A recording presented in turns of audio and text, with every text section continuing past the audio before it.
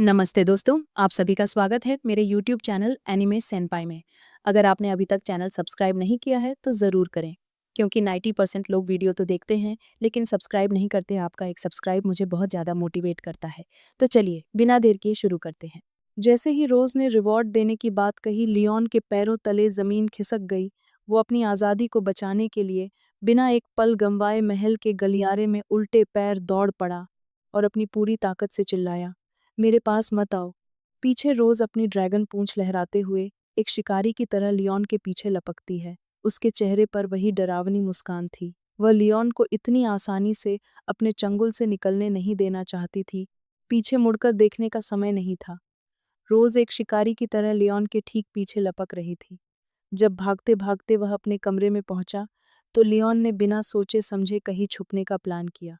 उसने अपने आप को बचाने के लिए सोफे के उस पार छलांग लगा दी। भले ही उसकी थंडर मैजिक कमजोर पड़ चुकी थी, लेकिन उसके रिफ्लेक्सेस अभी भी उसके काम आ रहे थे। सोफे के उस पार डिफेंसिव स्टैंस में खड़े होकर लियोन रोज को डराते हुए कहता है, मैं तुम्हें चेतावनी दे रहा हूँ, फीमेल ड्रैगन। किताब में लिखा है कि बच्चे को जन्म देने के बाद कपल्स को कम से कम 2 महीने तक ऐसी चीजें नहीं करनी चाहिए, वरना इससे महिला के शरीर को बहुत भारी नुकसान पहुंच सकता है। लियोन की बात सुनकर रोज वहीं रुक जाती है और लियोन को घूरते हुए सपाट आवाज में पूछती है, तुम आखिर कौन सी किताब पढ़ रहे हो? लियोन ने बिना एक पल गंवाए वह पूरी गंभीरता और गुस्से का नाटक करते हुए चिल्लाता है, postpartum care for female dragons. लेकिन असलियत यह थी कि वह यह सब अपने मन से बना रहा था और ऐसी कोई किताब नहीं थी। तभी रोज एक खतरनाक और डरावनी मुस्कान के साथ सोफे पर दोनों हाथों से झुकती है। उसकी आंखें चमक रही थी। वह लियोन को याद दिलाते हुए कहती है, मेरा शरीर एक विशाल ड्रैगन का है, इसलिए एक आसान डिलीवरी के महज 2 या 3 दिन बाद ही मेरा शरीर पूरी तरह से रिकवर हो जाता है। रोज के मुंह से यह सुनते ही लियोन का चेहरा एकदम सफेद पड़ जाता है। उसकी सारी थ्योरी हवा हो जाती है। वह बेबसी से अपनी आंखें ऊपर करके देखता है और हकलाते हुए कहता है, तुम जो कह रही हो, मैंने तो ऐसा कभी सुना ही नहीं। कमरे में अचानक रोज एक भयानक मॉन्स्टर का रूप ले लेती है। उसकी आंखें गुस्से से लाल चुके थे। वह अपने हाथों से सोफे को एक झटके में हवा में उठा लेती है और लियोन से सीधे धमकी भरे अंदाज में कहती है, जब तुम जानते ही हो कि मैं क्या करना चाहती हूँ, तो रेजिस्ट मत करो। लियोन, जो कुछ समय पहले चौड़ में बातें कर रहा था, अब नीचे बैठकर कांप रहा था। उसके सिर से पसीने की बूंदें टपक रही थी। उसे समझ आ गया था कि एक फीमेल ड्रैगन जब मूड में हो और इंटीमेट होने की जिद पर अड़ जाए, तो एक इंसान की क्या बिसात। अपनी आज़ादी छिनता देख लियोन हवे में हाथ पैर मारते हुए रोने जैसी शक्ल बनाकर चिल्लाता है, तुमने कॉन्स्टेंटीन को मारते वक्त मेरी ताकत भी देखी थी। मैं तुम्हें बता दूं, सिर्फ इसलिए कि तुम मेरे बच्चे की माँ हो, यह मत सोचना कि मैं तुम पर रहम दिखाऊंगा। तभी अचानक रोज लियोन के बिल्कुल करीब आती है। उसके चेहरे पर एक बेहद शातिर और खूबसूरत मुस्कान थी। आगे वह उसका मजाक उड़ाते हुए कहती है, ओह, मैं तो बहुत डर गई। अगर तुम्हारे पास वाकई आज भी वही ताकत होती जो कॉन्स्टेंटीन को मारते वक्त थी, तो क्या तुम सचमुच यहाँ मेरे साथ बैठकर बार्गेनिंग कर रहे होते? लियोन तुरंत जेंटलमैन बनने का नाटक करते हुए और नजरें चुराते हुए कहता है, यह यह तो इसलिए है क्योंकि मैं तुम्हारे साथ बदतमीजी नहीं करना चाहता। इसके अलावा मैं आज तुम्हें नाराज भी नहीं करना चाहता। लियोन को लगा था कि वह अपनी मीठी बातों से बच निकलेगा, लेकिन रोज इस वक्त बिल्कुल अलग ही मूड में थी। वह अपने हाथ सीने पर बांधकर बहुत अग्रेसिव और कातिलाना तेवर के साथ सीधे लियोन के सामने आकर खड़ी हो जाती है। उसकी आंखों में एक अजीब सा जुनून था। वह चिल्लाते हुए कहती है, क्या तुम जानते भी हो कि हमें रानी और कैदी का खेल खेले हुए कितना समय हो गया है? लियोन के पसीने छूट रहे थे, क्योंकि एक बार जब फीमेल ड्रैगन रानी के रोल में आ जाए तो बेचारे कैदी को रात भर उसकी हर बात माननी पड़ती थी। झटकते हुए रोज एक छोटे गुस्सैल चिबी रूप में अपनी मुट्ठी भींचकर लियोन को आंखें दिखाकर चिल्लाती है, पूरे 6 महीने और 7 दिन। क्या तुम जानते भी हो कि मैंने ये 6 महीने कैसे गुजारे हैं? ड्रैगन क्वीन इतने पल का इंतजार कर रही थी और आज वह किसी भी कीमत पर पीछे हटने के मूड में नहीं है। रोज के दिनों और महीनों का ऐसा सटीक कैलकुलेशन देख लियोन चौंक जाता है और पीछे हटते हुए रोज से कहता है, तुम तुम जैसे चाहो वैसे रह सकती हो, इसका मुझसे क्या लेना देना। मैं एक आदमी होने के नाते इतने समय तक कंट्रोल कर सकता हूँ, तो तुम एक औरत होकर इसकी इतनी एडिक्टेड क्यों हो? रोज खतरनाक तरीके से मुस्कुराते हुए आगे बढ़ती है और सीधे लियोन के साइड दीवार पर अपना हाथ मरती हुई उसके चेहरे बिल्कुल करीब झुकती है। उसकी आंखों में एक कातिलाना चमक थी। वह लियोन के चेहरे पर अपनी गर्म सांसें छोड़ते हुए कहती है, तुम गलत हो, यह कोई एडिक्शन नहीं है। यह तो बस रानी की जीतने की, तुम्हें पूरी तरह से अपना बनाने की चाहत है। रोज ने साफ कर दिया कि उसका मकसद सिर्फ इच्छा पूरी करना नहीं, बल्कि लियोन को पूरी तरह अपना गुलाम बनाना है। जब बातों से काम नहीं बना, तो ड्रैगन क्वीन ने सीधे लियोन पर धावा बोल दिया। वो लियोन को दबोच लेती है और उसके कपड़े खींचने लगती है। लियोन अपनी आंखें बंद करके पूरी ताकत से चिल्लाता है, मैंने पहली बार किसी को होमवर्क सबमिट करने की लत के लिए ऐसा तार्किक और ठोस बहाना बनाते सुना है। प्लीज मेरे कपड़े मत फाड़ो।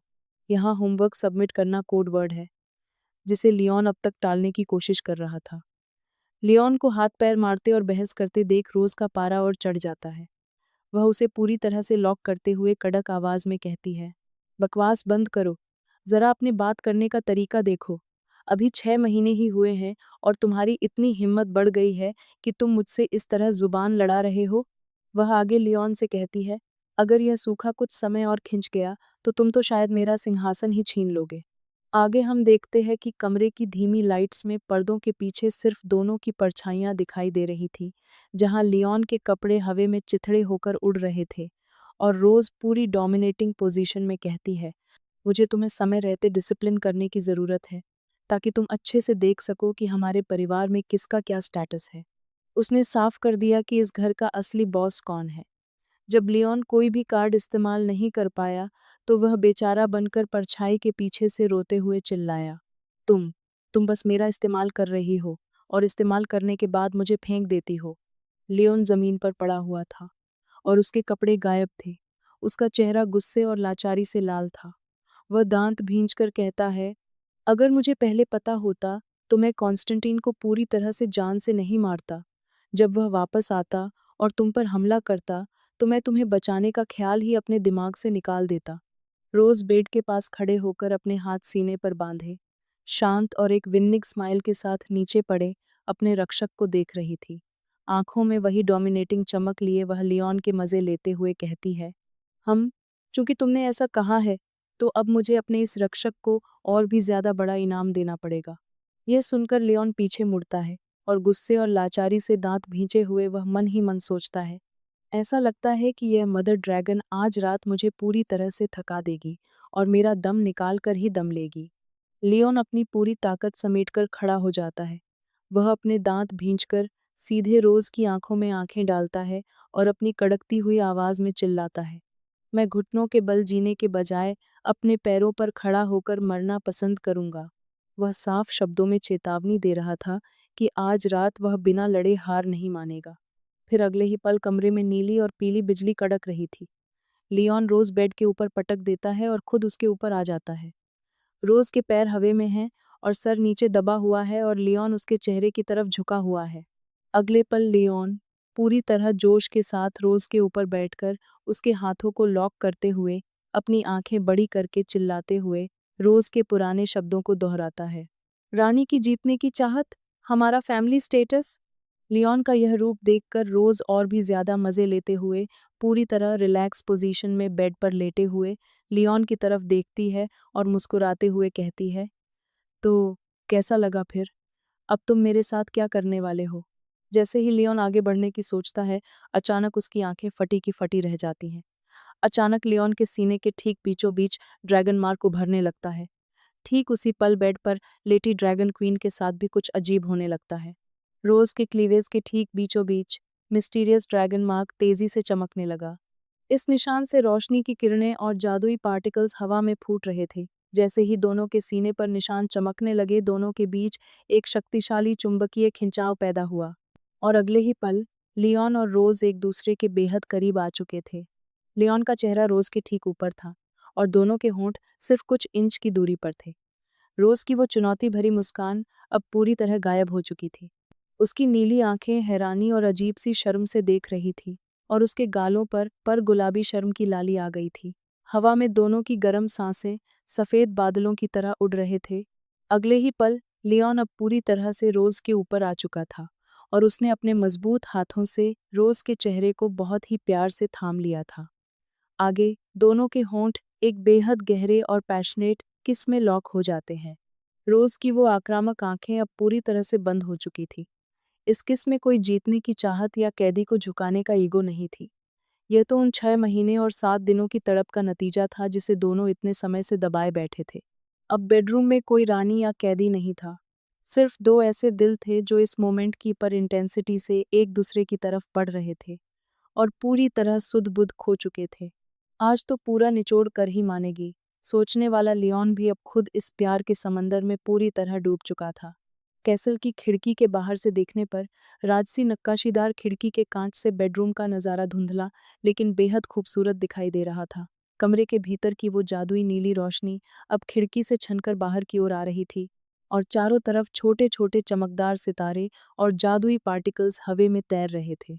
कमरे के अंदर क्रांतिकारी लियोन और उसकी खतरनाक ड्रैगन क्वीन रोज आखिरकार एक होकर बेड पर एक दूसरे की बाहों से लिपटे हुए थे और कुछ देर के खेल के बाद एक दूसरे की बाहों में ही सिमटकर सो जाते हैं। अगली सुबह रात का वो जादुई माहौल अब पूरी तरह बदल चुका था। कैसल की आलीशान खिड़की से सुबह की सुनहरी धूप सीधे बेडरूम के अंदर आ रही थी। लियोन बेड पर उठकर बैठ गया है। सुबह की धूप उसके बॉडी पर पड़ रही थी। वह थोड़ा थका हुआ और गहरी सोच में डूबा हुआ लग रहा था। वह अभी भी रात को हुए इवेंट के बारे में सोच रहा था। लियोन की छाती, कंधों और बाजुओं पर गुलाबी और लाल रंग के लव बाइट्स साफ दिखाई दे रहे थे। वह बेड पर उठने की कोशिश करता है, लेकिन दर्द के मारे उसकी एक आंख बंद हो जाती है और वह अपने दांत भींच लेता है और कराहते हुए सोचता है, ओह, मेरा पूरा बदन टूट रहा है और खासकर मेरी कमर। लियोन पूरी तरह एक छोटे बच्चे की तरह रो रहा था और आंखों से आंसू की नदियां बहा रहा था। वह अपना हाथ हवा में भींचकर याद करते हुए चिल्लाता है, 6 महीने तक मैंने जो भी इंसानी एसेंस बचाकर रखा था वह सब एक ही रात में साफ हो गया। मैं आज सुबह सही सलामत जिंदा उठ पाया हूँ। यही चमत्कारों में सबसे बड़ा चमत्कार है। लियोन के चेहरे पर गुस्सा और अपनी बेइज्जती का बदला लेने की आग दिखाई दे रही थी। वह अपने दांत भींचता है और वह बेड पर बैठे बैठे ही रोज को कोसना शुरू कर देता है। धिक्कार है उस फीमेल ड्रैगन पर। क्या कोई अपने रक्षक के साथ ऐसा बर्ताव करता है? वही ड्रेसिंग टेबल पर रोज एक आलीशान नीली शाही कुर्सी पर बेहद ग्रेसफुल अंदाज में बैठी हुई थी। उसने एक बेहद खूबसूरत पर्पल और गोल्ड रॉयल ड्रेस पहन रखी थी। सुबह की चमकदार धूप सीधे उस पर पड़ रही थी और वह हाथ में कंघी लिए बेहद आराम से अपने लंबे रेशमी सफ़ेद बालों को संवार रही थी। उसके चेहरे पर एक हल्की और संतुष्ट मुस्कान थी। वह सुबह सुबह बिल्कुल ताज़ा, खूबसूरत और चमक रही थी। रात की उस थका देने वाली जंग का उस पर कोई असर नहीं हुआ था। तभी अचानक वह अपने बालों को संवारते हुए पीछे मुड़ती हैं और लियोन की तरफ देखकर बेहद प्यार, चुलबुलेपन और हल्की सी मुस्कान के साथ कहती हैं, ओह, तुम जाग गए। इस एक्सप्रेशन को देखिए।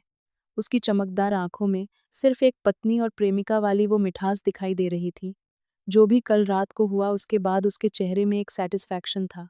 रोज को इतने प्यार से मुस्कुराते हुए देखकर लियोन का गुस्सा हवा हो जाता है। लियोन अपना मुंह सिकोड़कर एक छोटे बच्चे की तरह सब पका जाता है।